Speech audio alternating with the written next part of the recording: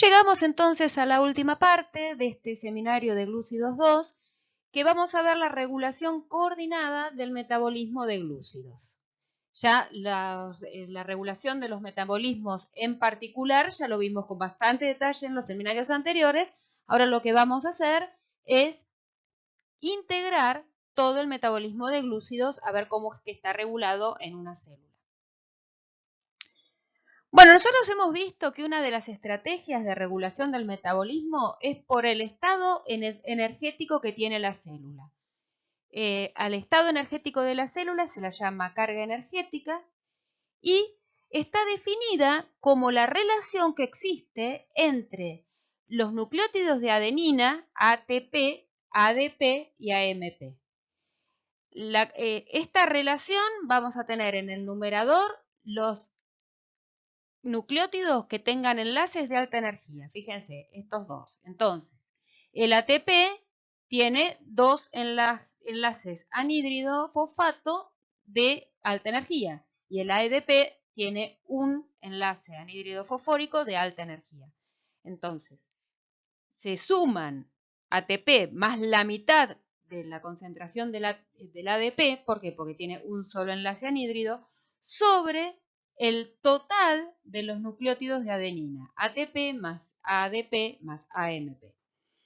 Esta carga energética va a ser entre 1, cuando haya un 100% de los nucleótidos de adenina estén como ATP, y 0, cuando el 100% de los nucleótidos de adenina estén como AMP. Ninguna de estas dos situaciones ocurre fisiológicamente.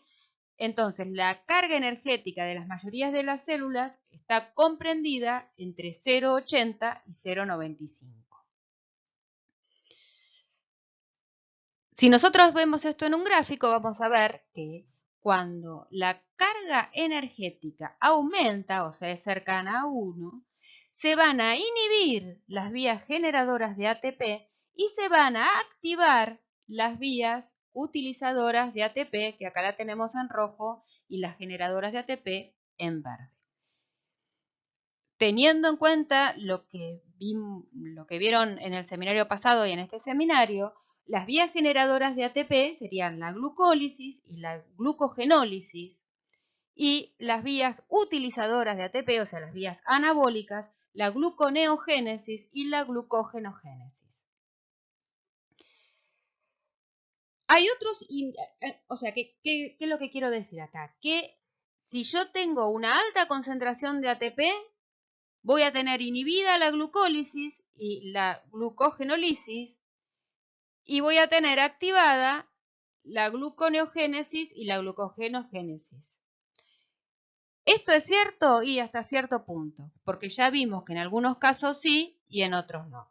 También hay otros indicadores de carga energética alta, como son el NADH, el citrato citosólico y los ácidos grasos.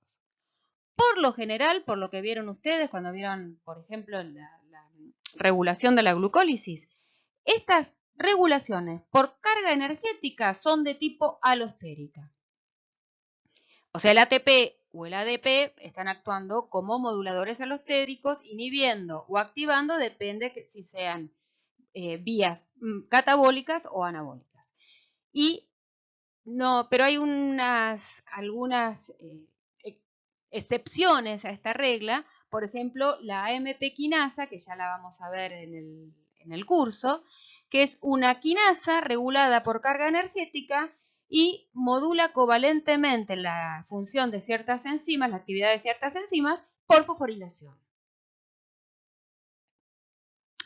Ahora, como les decía, no solamente está regulado el metabolismo por la carga energética que tenga una célula. También vamos a regular el metabolismo por glucemia o por necesidades especiales que tengan algunos órganos en situaciones particulares. Entonces, si nosotros tenemos disponibilidad de combustibles y necesidades de los tejidos, esto siempre va a tener que estar en un balance. ¿Y quiénes son los que van a orquestar este balance? Y el nivel de nutrientes en sangre, las hormonas y el impulso nervioso. De esta manera, si yo tengo una ingestión de alimentos por la dieta, voy a aumentar los combustibles de la sangre, se libera insulina y estos combustibles van a ser tanto utilizados por la célula como almacenados. Por otro lado, si yo tengo una baja en los combustibles de la sangre, voy a tener glucagón u otras hormonas de estrés que va a favorecer que aumenten estos combustibles en la sangre. ¿Cómo? Y sacándolo de su lugar de almacenaje y favoreciendo que haya y que pueda seguir funcionando la célula con esos combustibles. El combustible en sangre que vamos a hablar hoy es de la glucosa. Ojo, no es el único. También hay ácidos grasos que sirven como combustible, que ya también lo van a ver la semana que viene. La glucosa en sangre debe mantenerse en un rango de concentraciones estable y relativamente estrecho. Si la concentración de glucosa en un ayuno normal, un ayuno fisiológico, un ayuno nocturno, ¿no?, es mayor a 110 miligramos por decilitro o menor a 60 miligramos por decilitro, estamos en condiciones de hiperglucemia o de hipoglucemia. Ambas son indeseables. O sea que el organismo va a tratar de que no suceda eso. ¿Cómo? Bueno, si yo tengo un aumento en la glucemia, porque tengo una dieta rica en glúcidos, voy a activar procesos hipoglucemiantes. ¿Cuáles serían? Y por un lado vamos a aumentar la captación de la glucosa, el almacenamiento de la glucosa y el consumo de la glucosa. Eso va a estar dado ¿por qué? Mediado por la hormona insulina. ¿Cuáles son los órganos intervinientes? El hígado, el músculo y el tejido adiposo. Si yo tengo un descenso en la glucemia, se van a activar los procesos hiperglucemiantes, o sea, favorecer a que se libere glucosa a la sangre para aumentar esa concentración. Entonces vamos a obtener glucosa a partir de glucosa almacenada o gluconeogénesis. Esto va a estar mediado por glucagón y los órganos intervinientes son el hígado, que es el encargado de regular la glucemia, y el tejido adiposo, que le va a proveer la energía necesaria para esos procesos. Si yo tengo una situación con necesidad especial, como una situación de estrés, voy a necesitar la provisión de glucosa y energía independientemente del estado nutricional del organismo. O sea, ahí, si yo tengo que escaparme de un predador, no me importa si estoy en ayunas o si terminé de comer o si mi glucemia es alta o baja. La orden que da la adrenalina es corre y escondete o pelea. Entonces, ahí vamos a tener esta mediación por adrenalina y los órganos intervinientes serían el hígado, el músculo, el tejido adiposo y el sistema cardiovascular para proveer también de oxígeno por si hay una actividad física intensa. Bueno, ahora vamos a ver los mecanismos por los cuales la insulina, primero y después el glucagón y adrenalina, dan estos mensajes de aumentar la captación de glucosa, aumentar el consumo, etcétera, etcétera. Bueno, para aumentar la captación de glucosa, nosotros ya lo vimos que en músculo esquelético y en tejido adiposo, los transportadores de glucosa, que son los GLUT4, son sensibles a insulina. Entonces, yo tengo un aumento de la relación insulina-glucagón sanguínea, se va a favorecer la exposición de estos transportadores de glucosa desde el interior de la célula a la membrana plasmática, y esto está mediado también por PI3K, PKB o AKT, que son sinónimos, y se produce una entrada masiva de glucosa hacia la célula. En el hígado, el aumento en la captación de glucosa es diferente, porque acá los transportadores que tienen el hígado, que son los GLUT2, no son sensibles a insulina, pero tienen muy baja afinidad. Fíjense acá, este es el rango de glucemia normal, que ronda los 5 milimolar. en condiciones normales la afinidad hacia la glucosa es muy baja, tiene un km muy alto estos transportadores. Y si estamos en una situación de postprandial, ya ahí la captación de glucosa se hace más importante dentro del hepatocito. Tanto en hígado como en músculo, sobre todo músculo esquelético, va a activarse, a aumentar el almacenamiento de la glucosa. O sea, la síntesis de glucógeno que lo vimos en la primera parte de la clase. Cuando tenemos señalización por insulina, la glucógenosintasa va a estar desfosforilada.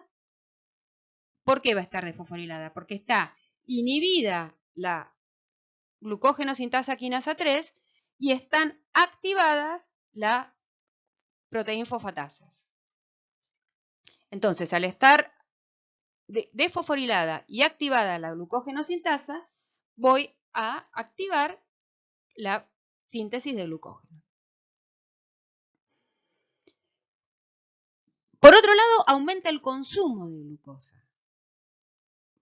Entonces, vamos a activar las vías de oxidación de la glucosa, como son la glucólisis y la vía de las pentosas fosfato. Acá varía según el órgano que estemos. Si yo estoy en músculo esquelético, tejido adiposo, va a aumentar la glucólisis porque aumentó la captación de glucosa, como vimos recién, y en el tejido adiposo va a estar activada la vía de las pentosas fosfato. En eritrocitos o cerebro tienen consumo basal de glucosa porque los transportadores de glucosa que tienen son los GLUT1 y los GLUT3, que ingresan glucosa a velocidad constante independientemente de la glucemia. Ustedes recuerdan que estos transportadores GLUT1 y 3 tienen un km bastante bajo para la glucosa, o sea que a los 5 milimolar, que es la glucemia normal, están actuando al 100% de su velocidad. En cambio, en el hígado y el tejido adiposo van a contramano de la regulación de la glucólisis por carga energética.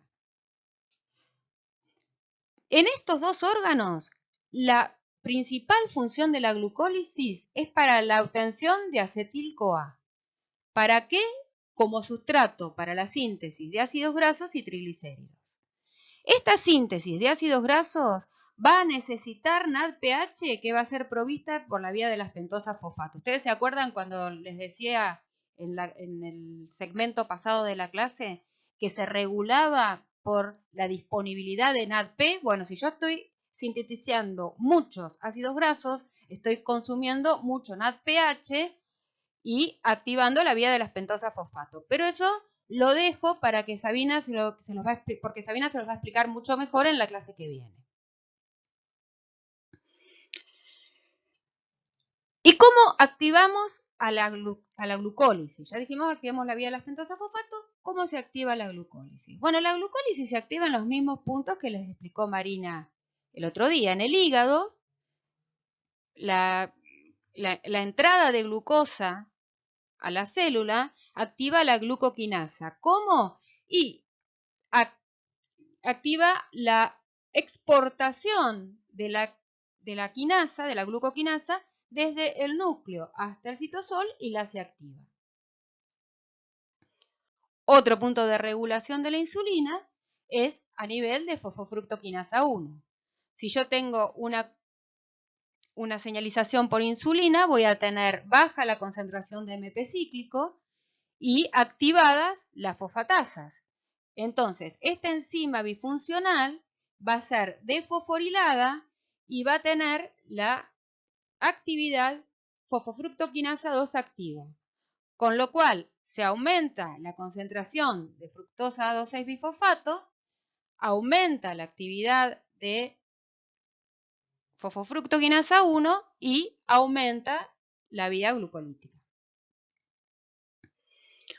El tercer punto de regulación de la glucólisis también está regulado por insulina. En el caso de la piruvatoquinasa, una señalización por insulina va también a promover la desfosforilación de esta enzima y en su forma desfosforilada, que es mucho más activa, va a activar el proceso de la glucólisis. Fíjense que acá tenemos la regulación de la piruvato quinasa completa, como ustedes la vieron, y también está regulada por carga energética. Pero de esta manera, lo que hacemos nosotros es bypassear la regulación por carga energética, y por más que tengamos mucho ATP, porque hay mucha glucosa, mucha glucólisis, cadena de transporte de electrones, etcétera, etcétera, igualmente va a seguir funcionando como producción para la producción de acetil-CoA. Y para esto necesitamos entonces que la piruvato deshidrogenasa esté activada. Esto va a ser tanto en hígado como en tejido adiposo. Entonces la insulina desfosforila y activa a la piruvato deshidrogenasa, favoreciendo la formación del acetil-CoA. ¿Qué sucede en el caso contrario? Cuando tenemos un descenso en la relación insulina-glucagón, o sea que hay un aumento en la secreción de glucagón, vamos a activar a la glucogenólisis. Esto puede ser tanto en hígado como en músculo en distintas situaciones. En el hígado va a ser activada tanto por glucagón como adrenalina, en cambio en el músculo solo por adrenalina. Mediante la vía de señalización del glucagón se activa la proteína quinasa A, y esta proteína quinasa A activa a la glucógeno fosforilasa quinasa, que a su vez fosforila y activa a la glucógeno fosforilasa, y el glucógeno se degrada a glucosa 1-fosfato, que pasa a glucosa 6-fosfato, en el músculo va hacia la glucólisis y en el hígado va a sangre para mantener la glucemia. Ahora veamos qué es lo que sucede con la glucogenólisis en células de músculo liso y células hepáticas. Como les había comentado anteriormente, la glucógeno fosforilasa quinasa se activa no solo por el AMP cíclico proteína quinasa A, sino también por el calcio. En el caso del músculo, este calcio es liberado del restículo sarcoplásmico a el citosol mediante estimulación neural. Mientras que la estimulación hormonal, que son por hormonas de estrés, principalmente en el músculo, va a estar dada la activación de proteína quinasa A por estimulación hormonal vía AMP cíclico. ¿Cuál es el resultado de esto? Que, bueno, independientemente del estado nutricional del músculo, o sea, por más que nosotros tengamos una señalización por insulina, por ejemplo, con lo cual vamos a tener una concentración baja de AMP cíclico, igualmente, por el calcio se va a activar la glucógeno fosforilasa quinasa, se activa la glucógeno fosforilasa y se produce la degradación de glucógeno. ¿Y qué pasa en células hepáticas? En células hepáticas, el aumento de calcio citoplasmático no va a estar dado por estimulación neural, sino por estimulación también hormonal. ¿Por qué tipo de hormonas? Por la adrenalina. Por sus receptores alfa-adrenérgicos, que están asociados a una proteína GQ, que va a incrementar la concentración del inositol trifosfato y del diacilglicerol dentro de las células hepáticas. El inositol trifosfato activa los canales de calcio que activan a la glucógeno fosforilasa quinasa y la degradación del glucógeno.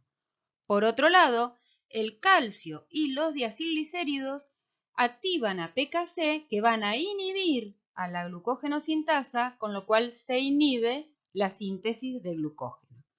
En las células hepáticas, al igual que lo que dijimos recién en las células musculares, y ya lo dijimos varias veces, también existe la estimulación hormonal de glucagón, en este caso también, y adrenalina por sus receptores beta, que van a aumentar la concentración del AMP cíclico. En una situación que tengamos un aumento de AMP cíclico, vamos a tener todas estas proteínas fosforiladas: la glucógeno fosforilasa, la fosforilasa quinasa y la glucógeno sintetasa. Esto va a activar la degradación del glucógeno. Por otro lado, esta proteína quinasa a su vez, fosforila a una proteína inhibidora de las proteínfosfatasas, y esta proteína inhibidora de las proteínfosfatasas fosforilada secuestra e inactiva a las proteínfosfatasas. Entonces, en esta situación vamos a tener activada la proteína quinasa y fosforiladas las enzimas, y vamos a favorecer la degradación del glucógeno. En esta otra situación, cuando tenemos señalización por insulina, vamos a tener disminuida la concentración de AMP cíclico, con lo cual esta proteína inhibidora de la proteína fosfatasa no va a estar fosforilada, la proteína fosfatasa va a estar activa, se van a desfosforilar tanto glucógeno fosforilasa quinasa como glucógeno fosforilasa, y se va a desfosforilar también la glucógeno sintasa, con lo cual va a estar favorecida la síntesis de glucógeno.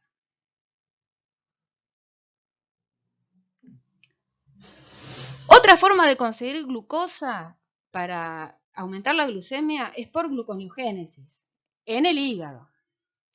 Ustedes ya lo vieron, como estaba regulada, el principal punto de regulación es a nivel de la glucosa 1,6-bifosfatasa. Cuando tenemos regulación por glucagón, vamos a tener un aumento en la concentración de AMP cíclico y proteína quinasa A activa, con lo cual esta enzima bifuncional va a estar fosforilada y va a estar activada la actividad fosfatasa de esta enzima bifuncional, con lo que va a disminuir la concentración de fructosa 2,6-bifosfato, disminuye la actividad de la fosfofructoquinasa 1, se activa la fructosa 1,6-bifosfatasa y aumenta la gluconeogénesis. El tercer punto de regulación es la inhibición de la piruvatoquinasa. Esta piruvatoquinasa cuando está fosforilada está menos activa, y estas fosforilaciones se dan por señalización de adrenalina y glucagón, que activan proteína quinasa A, como recién les dije, y cuando hay un bajo nivel de glucosa sanguínea se inhibe la piruvatoquinasa. De la misma manera, yo el piruvato que obtengo para la gluconeogénesis por los sustratos gluconeogénicos que les explicó Marina en la clase pasada, alanina, lactato, glicerol, otros aminoácidos, yo lo que voy a atender es que este piruvato sea convertido en oxalacetato para que siga la vía gluconeogénica y no se vaya a oxidar acetil-CoA para que entre en ciclo de Krebs u otros destinos metabólicos. Entonces, vamos a tener inhibida la piruvato deshidrogenasa, activada piruvato carboxilasa, inhibida piruvato deshidrogenasa. Es el mismo patrón que la piruvatoquinasa, se activa proteína quinasa A, la piruvato deshidrogenasa E1 está fosforilada e inactiva.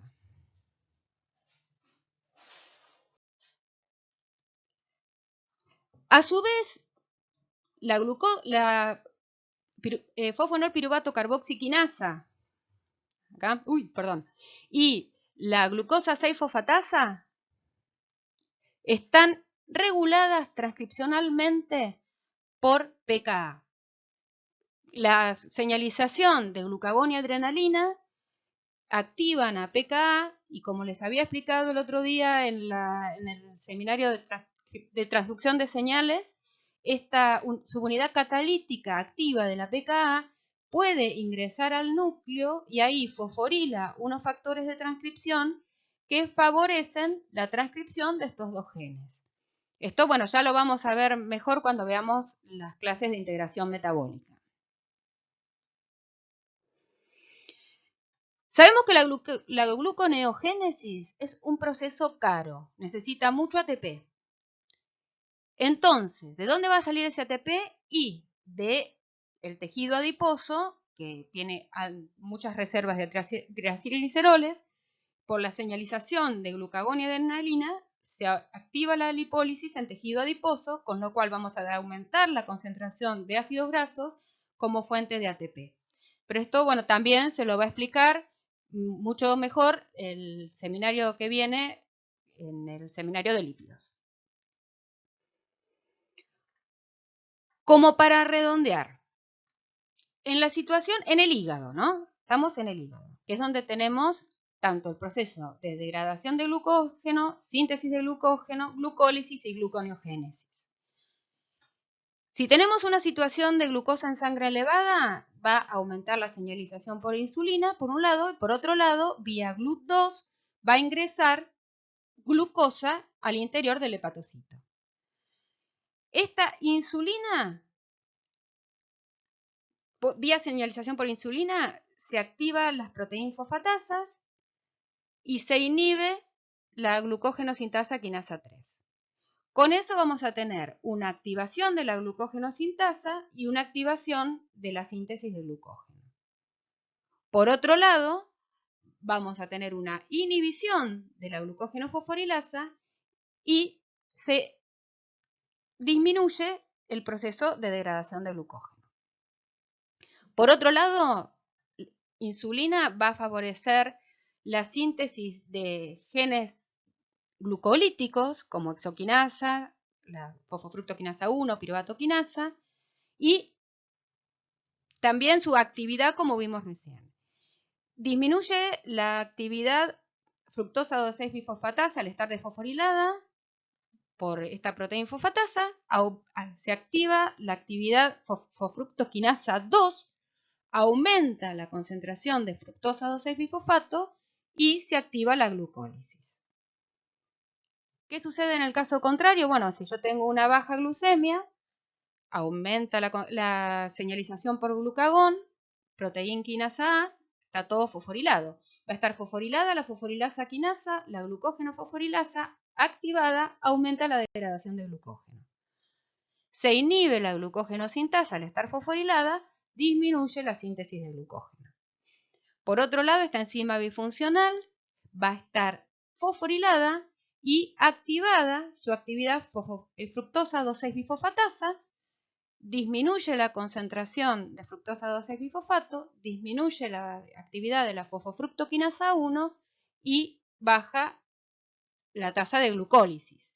Por otro lado, la piruvatoquinasa también va a estar fosforilada, va a estar inhibida, disminuye la glucólisis. O sea, que con insulina vamos a tener disminuida la degradación de glucógeno, aumentada su síntesis, aumentada la glucólisis. Y con señalización por glucagón vamos a tener aumentada la degradación de glucógeno, disminuida la síntesis de glucógeno y disminuida la glucólisis. Y obviamente activada la gluconeogénesis. Ahora, esto pasa en el hígado.